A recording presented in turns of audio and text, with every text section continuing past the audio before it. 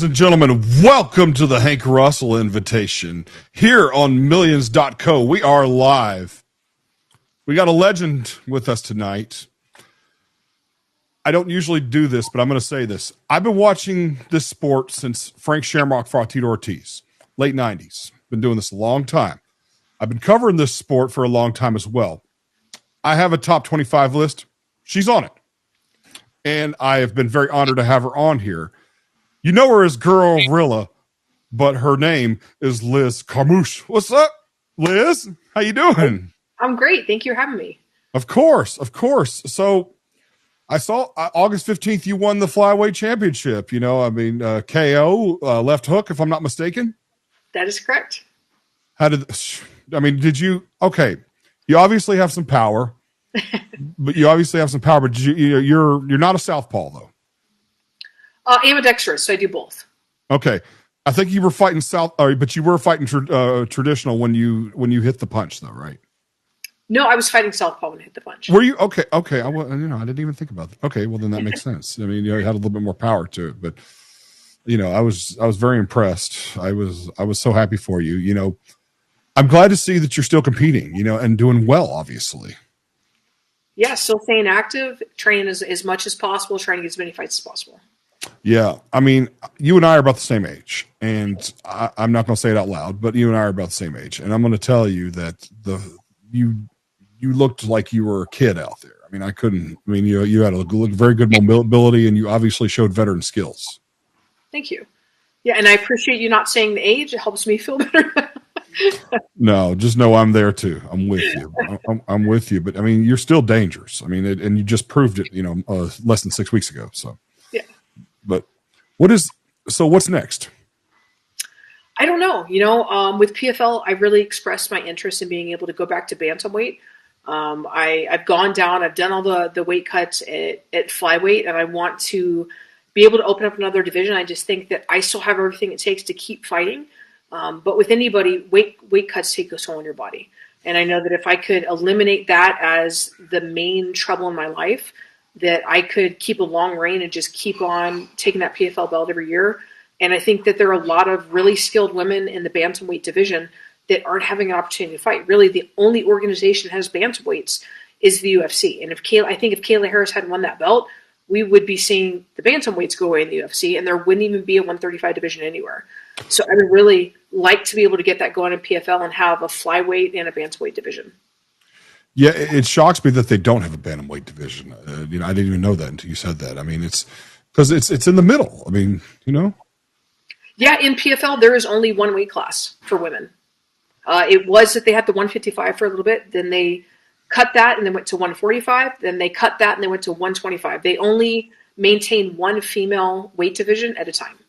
Right, and obviously when we were talking off air for a sec, you've been at flyweight for a while. Mm-hmm. But you would figure that they would rather go up than down, so to speak, in weight, because it's harder. It's a little bit harder to cut weight, like you said. I mean, I think if I was running it, I would have gone more up as far as weight division goes. However, we may not be able to see you fighting, so who knows? Yeah, I'd just love to see women represented better. I mean, the flyweights is a small percentage of women. Very few women walk around or have the ability to be at 125, right? That's a limited possibility. People come in all shapes and sizes, and you can see so many more representations of that in the male divisions. And I really want to be able to showcase that in the female divisions as well. Do you think it's because of a lack of competitors, or do you think it's because without insulting the company, do you think it's a lack of resources? I think maybe a lack of resources. I think that right now, if we're being honest, it comes down to, we had Dakota Ditchiba, and until she injured her hand, she was the main face of the 125 division. And she had everything. She was a skilled fighter. She had that cute, attractive look to her, the sex appeal. She was charismatic and articulate on camera. So she was able to offer all three. When you look at the higher weight divisions, we don't really see that with the big faces in those divisions. And I think, honestly, that's the reason they haven't been able to do it, is because they don't feel like they have anybody that can carry the division and bring the interest in. Yeah, I mean, a lot of people call the PFL also like the AAA of mixed martial arts too. It's like the next step before you go to the UFC. Obviously, you fought almost 10 fights, I believe, in the UFC, if I'm not mistaken. I think so. Yeah. You fought almost. If not, you were close. And now there is a organization that people look at like the PFL, because they just had on the Ultimate Fighter, they had the PFL. I can't remember what division he was in, but he was their champion and performing on the Ultimate Fighter. See. Yeah, and I think that people keep looking at the PFL as kind of the feeder organization to get to the UFC, but the reality being, for one, the pay is better. Two, when you're going to fight, and you have a set time frame, a season of play, right, as opposed to the trying to stay active and stay ready. And there are people like myself that go away for fight camp. So to do that and being in the UFC, that was a pain in the butt. Like, hey guys, I'm going to do a 3-week notice fight. Can I take off of work? Like, that's so difficult. At least when you know your fight schedule, it makes life a lot smoother. And and that to me is more realistic for what an athlete should be. Whereas in the UFC, most of the time, like when I fought in the UFC, I had a full-time job the whole time that I was fighting in the UFC. It's only since fighting in Bellator and the PFL that I could be a full-time athlete. And if I want to do other jobs, it's because I choose to. It's not because I have to. Yeah, and I remember past interviews you mentioning about about actually having a job while competing in the UFC. I always said you were like the woman's Chris Lytle, because Chris Lytle was a firefighter full time, and from what I hear, he still is while he's, while he was competing in mixed martial arts. And obviously he's retired from it now, but that was the big thing about him, is how working class. And honestly, why you're in my top 25 is because you have a very working class, background. No, absolutely. And I mean, honestly, most of the UFC fighters I know, it's all in the same boat. I mean, I know friends of mine that are fighting UFC that are living in a van because pursuing their dream and doing it the cheapest way possible is everything that they're going to pursue and give everything to. So they're living out of a van, working full time, and they're sleeping in front of the gym, showering at the gym, eating out of tuna cans, and training full time just to be part of it, and barely getting paid in the UFC. But everybody thinks that that's the big organization to make it to. When PFL, it's like if you do 3 to 4 fights in a year, you can make between $500,000 to $1 million. You could do those same fights in the UFC, and you're still scraping it to get a buy and barely making any money. Right. And you mentioned that as far as the pay goes, because obviously, Randy Couture is doing color commentary, if I'm not mistaken. Yep. And, Randy is probably the top 5 most popular fighters of all time, if I had to do it off the top of my head. And the fact that you have him with his busy schedule and his status in there, and many others, I would love to do this for a living. I've been covering this sport for a long time, but when they have the resources to be able to cover somebody like that, then you've acknowledged the better pay in the PFL, then there is something to it on the mainstream level without getting in trouble. Yeah, and I think for most people, when they think UFC, they think fame, right? And for a lot of people, they think, for one, they're going to get the UFC these major paydays when that doesn't usually happen, right? We're missing out, and the message just isn't being sent to a lot of up-and-coming fighters. Is you have your fight medicals that you pay out of pocket. Mm-hmm. You have to do your licensing every state per state, and your corner licensing. You're paying your coaching staff. You're paying your managers, and you're an independent contractor. So whatever money you see, take a % per state for taxes, federally and state. And we miss out on that. Somebody's like, yeah, I just made this big paycheck. I got $12,000. Like, cool. Of that $12,000, legitimately, you're only maybe going to get $3,000 to $4,000. Right. And when you had left, TKO had just taken over a couple of years before, if I'm not mistaken, right? That's correct. Yep. Yeah. And TKO, I thought, would be better at providing health insurance for contracted fighters. I believe they cover medical bills, but as far as general health, I don't think they cover that, if I'm not mistaken. No, right before TKO took over, the UFC had temporarily tried offering health insurance to their athletes. So as long as you were under contract for fights, any injury that you had in fight camp, you had to pay a deposit, but they would take you to the best surgeon, the best doctors, and get seen. But you still had to pay a deposit towards it, but you got the best care as long as you were under contract. So if you were training and you were not scheduled for a fight and you were just trying to do your due diligence as an athlete, you were not covered. And then you're covered within a 30-day claim window of fights, and they can still reject it and say that the injury didn't occur because of the fight, even if it was, and you could get not covered. Yeah, and the irony is that the WWE, which is also owned by TKO under the tutelage of Nick Khan, is fully covered insurance, because And I think a lot of it has to do with the big fact that it's a week to week grind up there. However, without being rude, we know that combative sports is obviously is actually competition that could potentially have permanent injuries and stuff like that. Absolutely. Yeah. And as much money as they have too, you would figure that there would be like they do with the NFL and have like some sort of pension. Like if you have let's say you have like 4 fights in the UFC, like in the NFL, I believe you have like 3 years that you can do in the NFL, and then you have the pension for life, right? That's another thing that a lot of, organizations like the UFC, I believe, needs to update, because, I think that we're in this age now where, not ever, like you said, it's not as popular as they think it is. Yeah. Yeah. Because, and it's funny you mentioned that, because I hate saying this, but I love the UFC and I love mixed martial arts, but let's face it, name me one superstar that is currently on the roster that has a championship. It's just it's more about the organization now rather than the names, in my opinion.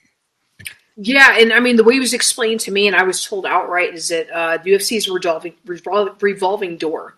So if you want to turn an opportunity down for whatever reason, if you're not willing to agree to their terms, somebody else is willing to walk to that door and take your place. Well, a good example, going back to wrestling, comparing it to wrestling, they're not selling Cody Rhodes versus John Cena anymore. Nobody knew who the main event was. They're selling WrestleMania.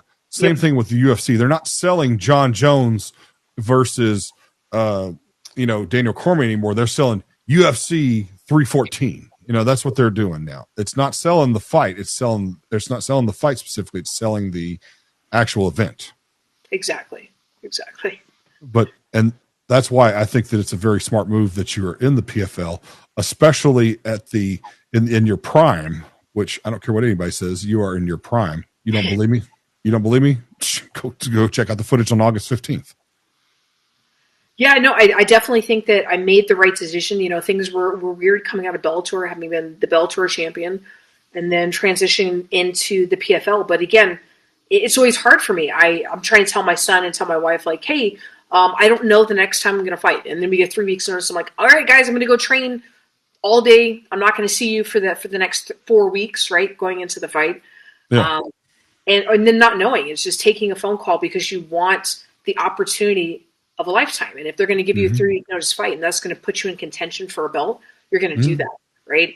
And now with the PFL, it's like, all right, cool, guys, I'm going to be in fight camp from February through the end of the season. And it's a lot easier to plan everything out for us, to get with my trainers and make sure that we're doing everything on a planned schedule and knowing exactly how everything lines out. There's no guesswork. It's not like I'm telling my nutritionist, my strength and conditioning coach, and the rest of them, hey, by the way, it's a 2 weeks notice, I'm fighting. And they're like, all right, cool, we got to try and stuff everything and make all these differences. It just makes so much more sense to fight in the way that the structure is for PFL. Right. No, I get it. And, you said you're not around your family this much, though, when you are training in a training camp these days? Yeah, so a few years ago, I started going away for fight camp. One of my coaches, he moved out to Virginia Beach, and he opened up his own gym because we were in San Diego, and it's just too expensive to do anything there, right? So he moved to Virginia Beach. He opened up his own gym. I still go to San Diego and train with people like Justin Flores, Vince Salvador, some of the coaches that you really just can't duplicate anywhere else. So I go and I train with my old fight team for part of the fight camp. Then I head to Virginia Beach. Then I head to my fight. Then I go see my family, and then I go do the cycle all over again for each fight. Right. I was doing my research. You're in Montana now, right? I'm in Tennessee. You're in Tennessee? Yeah. I thought you were in Montana. No, my wife would like us to go to Montana, but I refuse to do the cold. Well, I'm in Tennessee as well. Okay. I'm Memphis. Oh, I'm not right outside of Nashville. Okay. Yeah, we're not far apart. We're 3.5 hours away from each other. So there you go. Okay, I didn't know that's where. I had no idea. That's awesome. Hey, right on. But that is, I lost my train of thought. I was like, I got so caught up in the Tennessee thing. I was like, that's awesome. I don't know. My research led me to believe you were in Montana. No, I visited Montana once for training, but that's about it. Yeah, well, Wikipedia might be a little nosy about where you go visit then, apparently. Yeah, probably. So, Virginia Beach is your primary camp, though. Yeah, primarily Virginia Beach. Cheaper. Yeah, it's cheaper and probably a little bit more relaxing as well. Because when you're training, you have to be, you can't drive yourself nuts. I mean, it's close to home. So, like, if I want to shoot home on the weekends, it's a quick hour-and-a-half flight or 12-hour drive. So if I want to go visit the family, I'm able to just shoot on over there, visit them, and then come right back, and I'm ready to jump into training Monday morning. Very cool. Very cool. When was your last fight before August 15th? It would have had to have been June. I want to say June 20th. I was about to say, I knew it was relatively quick.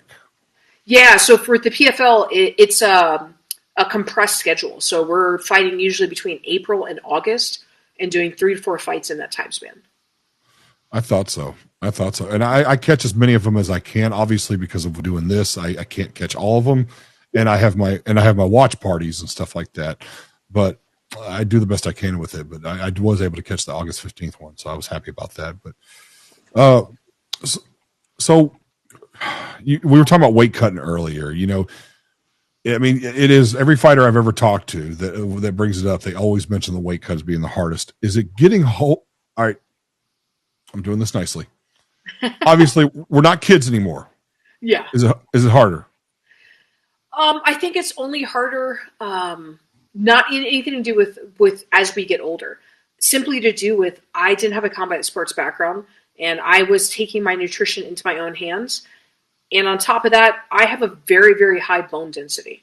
I've gone to 2 or 3 different DEXA scan centers, and every time they said I have the highest bone density of any person that's walked foot in there. So when you figure like you can only lose so much muscle and so much water, you can't remove your organs, you can't remove your bones, right? So there's only so low you can get. And the more that we do combat sports, the more you have microfractures that calcify and increase your bone density. Right. And so really that's the hardest part, is that I'm in a combat sport where I'm only putting on more bone density as time goes on, which is honestly for women, that's a great place to be. It's where you want to be, right? But it just makes it difficult for that. And I think had I understood the weight cutting more, had I done more research, had I listened to different people instead of some of my original coaches, I think I'd have a better handle on it, and it wouldn't be as difficult now. But also, I feel like you should be doing this flip. Like the beginning of your career is when you do your extreme weight cuts, and as your career goes on, you start to hit your stride. That's when you do the easier weight cuts, and I flip that. So that's the difficult part. What's your walking weight? Anywhere between like 142 to 148. Yeah, so quite a bit of a weight cut when you do the process. Absolutely.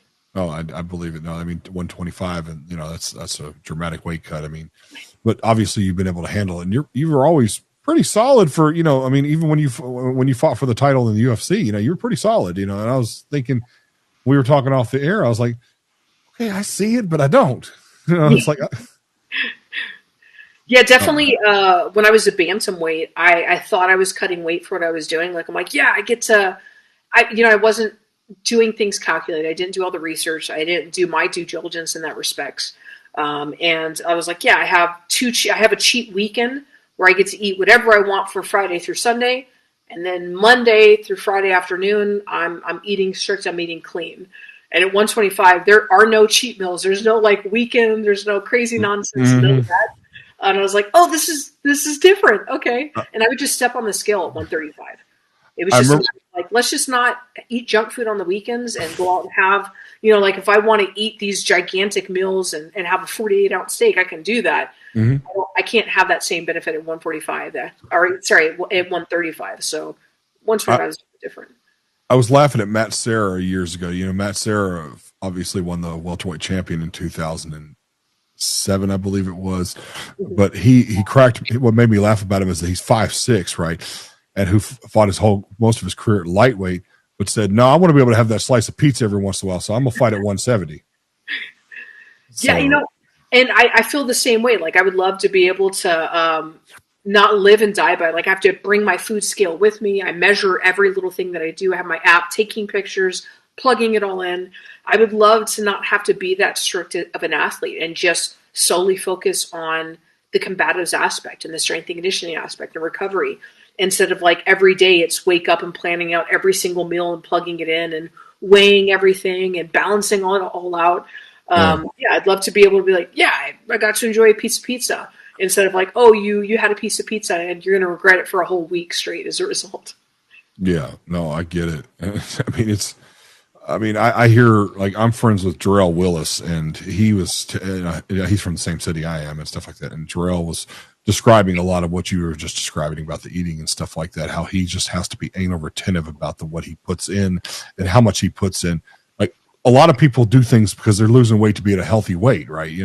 But you're doing things to lose weight so that you can make this doggone scale, on 24 hours before your fight, which is it 36 hours now in the PFL? It's not 36 hours, but it's definitely within that like 24 to 36 hour window. We get more than 24. I was about to say they should have did that decades ago. Yeah. I mean, the reality being is we should do something a lot closer to the way Muay Thai and boxing does it, with having less disparities between weight classes. Instead of having like a 10, 15, 20 pound difference between weight classes, we're talking 5 to 7. And I feel like that's what it should be, but nobody's willing to pay that many champions to have that many weight classes. I think that you also have to consider, here's what I say. I'm thinking from the fans' perspective. Okay. One of the things, and I'm not saying I'm right, I'm just giving an opinion about this, but I have never been agreed with having more than the 7 or 8 weight classes that they're in, because the sport is already hard enough to keep up with. Yeah. As far as like weight divisions and stuff like that. I think that's what kills boxing. There's 16 different weight classes. And and I've been covering combat sports for a long time, and I can't remember all the weight classes. And I think that from a marketing standpoint, if you have too many weight classes, it will draw away interest with the risk of what there is now. There are no superstars. Like I said earlier, there's not superstars. It's an event that they're selling now. They're selling UFC, fill in the blank. And I worry that if you put in too many weight classes. However, I do agree with you as far as the weight differential, because guess what? Y'all are the ones competing. Yeah. I mean, when I competed, I was a heavyweight. I haven't had to cut weight in my life. And that sounds amazing. I know it. I was a heavyweight. I never had to compete. So it was just, but I don't know. Am I out of pocket by saying that there's, No, I totally agree with you. I certainly can see from the promoter and the organization's perspective, if you have 16, 18 different divisions, that's too much to keep up with. It's too difficult. You're paying too many bodies. You have a really thinned out weight class per weight class, right? Because you can only now you're having people in their proper weight classes. So absolutely, the fans are going to get lost in the mix. It's too much money to be put out. It makes a lot more sense and definitely benefits the organization in that sense, because if fans aren't willing to follow, people aren't going to sign up. They aren't going to make their money. And more than anything, that's what the promoter and the organization care about. And from the Juggernaut's perspective, no matter what I say about marketability and stuff like that, I mean, they're about to have they just sold out like what, I think they just sold out their 7th arena in a row or something like that. So it's not like that they really have to listen to anybody's perspective. Yeah, exactly. As long as they're still making quota, they're profiting every year. There's no reason to change anything. If they're, like everybody says, if it's not broke, don't fix it. And for them, if they're grossing every year, if they're profiting every year and it's only getting bigger and bigger, the fan base is building, their profit margin is building, there's no reason to change anything. And this No, go ahead. No, I was just going to say, also, I think it's an ego thing too. I really do. No, I could definitely see that. Absolutely. Well, think about it this way. Next year is the 250th anniversary of the United States of America. Our current president could do any event he wants to on this planet with the resources and his power, and he wants to have a UFC event on his lawn. If that's not an ego trip, I don't know what is. Okay. Hey, but I saw my name is dropped as being one of the people they want, so I am all for it. Oh, are they really? who Yeah, said they weren't? I don't know if it's actually going to be put together, but there was definitely some stuff going around Twitter and a few media outlets that they put together basically the dream team package for the fights that they want to see between different organizations. And it was myself and Dakota as the female names they put out there. Mm-hmm.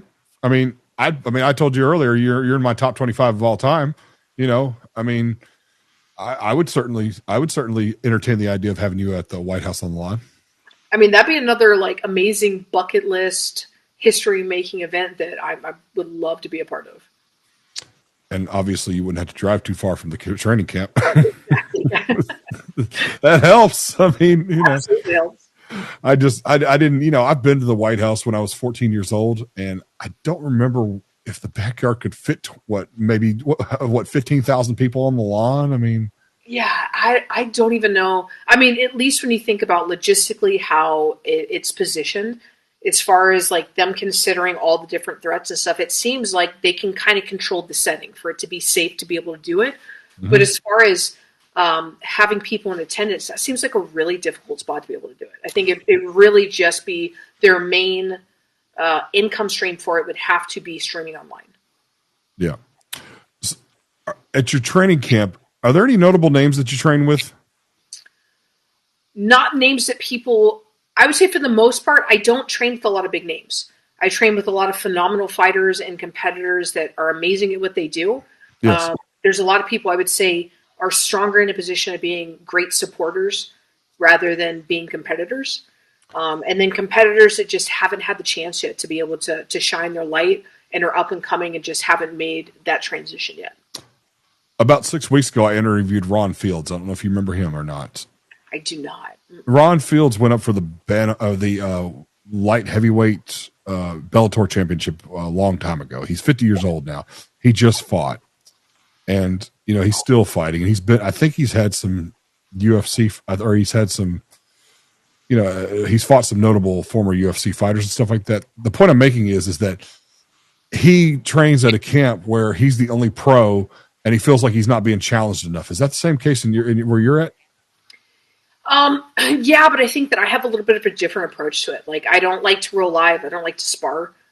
For me, the most important part is just running scenarios and just putting in as many training reps as possible. It's all about drilling for me. Whether it's striking, whether it's wall work, whether it's wrestling, jiu-jitsu, it doesn't matter. Mm-hmm. Those are the important aspects. So as long as I can have somebody that's skilled enough to be able to run through situations, and honestly, it has the heart to put up with my need to do like 1,000 reps of everything, I'm mm-hmm. good. But honestly, that's what gets the hardest part is people are like, I just don't want to do this anymore. It hurts if I get kicked by you, if I get punched by you, if you knee slice, if you pass one more time, my body can't handle it. That ends up being the hardest part, whether it's pro, whether it's amateur. I've trained with people. Honestly, some of the biggest names I've trained with were unwilling to continue training, and I got like an hour in a day of training. Mm-hmm. Whereas the other people that I said are like great supporters of the fighters, those are the people that are willing to put in more work with me. I heard you say you don't spar. Is that what you just said? I do very, very limited sparring, and if I do, it's just tech sparring. I don't do any hard sparring. Haven't in 6 years. I mean, that's the smartest thing I've heard. I mean, Cowboy Donald Cerrone, he told Joe Rogan on the Joe Rogan podcast, I think this was like 8 years ago or something like that he didn't spar anymore. He just, even when he, and this is before, I believe he fought Conor McGregor, and he just said, I don't do it. It's not good for me to spar at my age. Yeah, I definitely felt like I was coming to that point years before that. But like I said, I was with a different coaching staff, and they didn't, like we did Shark Tanks where you're in there for like a 30-minute round, a whole 30-minute round, and other people, fresh bodies, rotate out every 30 seconds to a minute and just beat the living crap out of you. It's just a whole 30 minutes of survival. And that was our last training session of the day after we'd already sparred for a whole hour hard. We'd already done strength conditioning and all these other things. And I definitely didn't see the benefit of doing that. For one, you're just in a defensive survival mode in the wrong mentality. And two, I wasn't learning. I wasn't making the adjustments because I'm just trying to survive. Now, if I do tech sparring, I can still push the tempo and get my heart rate through the roof, trying to land like a 25 hit combo, which is absolutely ridiculous. Mm-hmm. Trying to be in different scenarios. Like I said, working in bad situations, good situations, technical situations, and trying to think through those with somebody that is pushing me without trying to hurt me. That makes sense. I mean, and you have to be smart about the cardio too, because I mean, Sean Shirk was probably one of the greatest as far as cardio goes in his day, but his body broke down very quickly. Yeah, and I think again, it comes down to nutrition. It comes down to just a lot of, like, I was definitely doing in the past my cardio completely differently, right? I was running endless sprints, and I'm not like a long distance runner at all.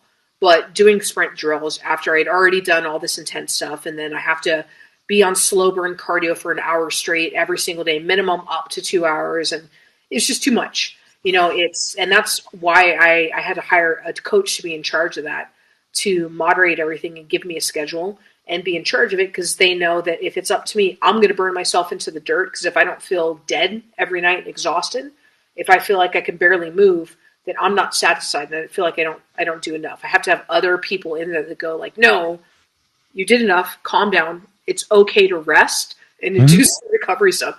But if I don't have other people telling me that, I'll go unhinged and just burn out. Understandable. I mean, you just, I will say this. One thing I like about nowadays, as opposed to 20 years ago, fighters are smarter nowadays. Athletes in general are, there was always this kind of mentality of if you can walk, you can play sort of thing. And I'm just like, I don't know about that nowadays. Yeah, I definitely agree with that. I mean, the fighter that I was 10 years ago versus the fighter today are two different people. And it's not that I have any less heart, I'm any less harder, but I'm much more technical. Yes. I'm just smarter about putting my tomorrow ahead of everything. Right. If I don't want to risk anything, that tomorrow I can't play with my son, tomorrow I can't train, and I'm not willing to compromise today for tomorrow. Right. And your brain is probably your best asset at this point in your career. Exactly. You said you're more technical. I mean, Derek Lewis just fought back in July, and he beat a guy, 15 years younger than him. And people are like, in 90 seconds or something like that.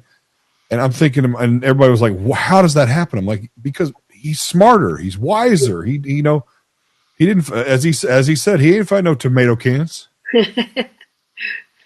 Yeah, at some point you have to learn. The good athletes you see today are not the hard chargers that are just dumb and willing to go out there and throw down. Like, sure, there's a great place for that. But then you look at the neurological damage it's doing, the just long-term damage. It's great. You put on an exciting fight, but if you can't hold a conversation after, and if you can't take another fight after because you can't get cleared, then ultimately that great moment meant absolutely nothing.